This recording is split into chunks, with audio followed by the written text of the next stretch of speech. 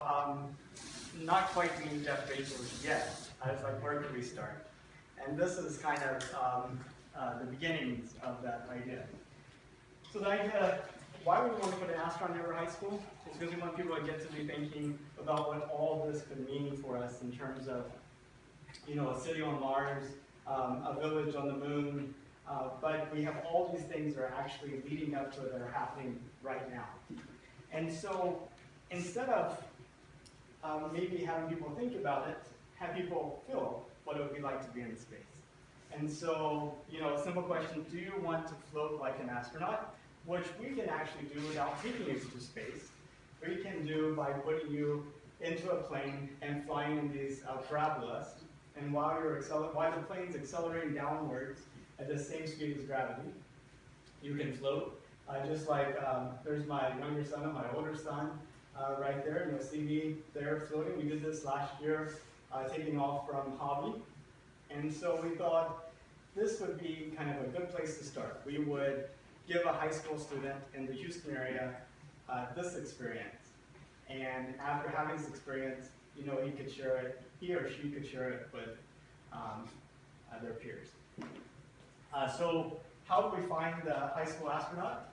Well, we came up with this idea of a space vacation contest. So think of a space vacation that would be achievable in like the next 50 years, considering our, real technology. And okay, so that's that. And then put together a little page explaining kind of how it would work from a actual functional standpoint. So the example that I was using in my presentation is this orbital laser tag. So you have like this huge facility that's like a big net floating, that's orbiting the Earth, and you have like these little astronauts with their figures, and you play laser tag with great view, complete freedom of motion. And then you come up with another page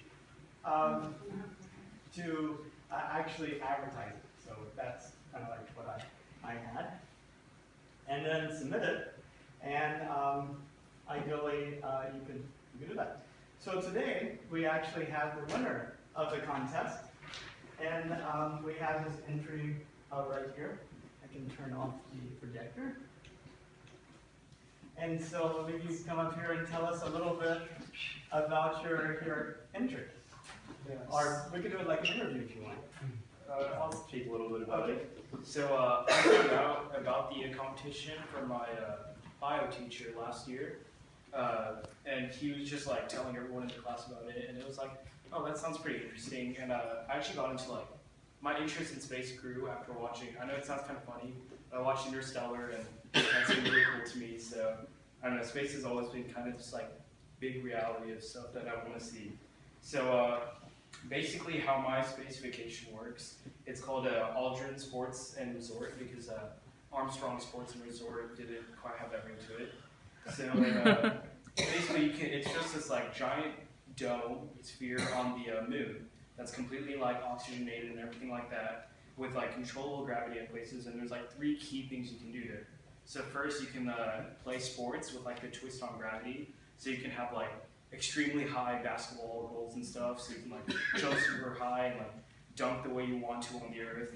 And then you can take moon tours with gyrospheres. I think that's what I wrote. Yeah, with gyrospheres, and then go on like actually walk on the surface of the moon and everything with like nice suits that like can adhere to the abrasive material of the surface. And then the last thing is to like relax in the actual resort. So you can like look at the Earth. Obviously, that's a really big thing. Like look at the beauty of the Earth. Have a new like aspect of sunsets and stuff like that. Or you can just like make a party in your room and like turn off all the gravity and just dance around, I guess. And I guess the majority of the resort like goes off the fact that like the biggest difference between the moon and the Earth is obviously the gravity. So we take that into account, and that influences a lot of the vacation efforts, like what they're doing there and stuff. So and then I was thinking like with the next 50 years, I guess we could be using materials like graphene. And graphene is a single layer hexagonal lattice of carbon atoms. And right now it's like pretty expensive to make, but who knows, within the next 50, and it's like stronger than steel. So within the next 50 years, it'll be possible. That is really cool. Thank you.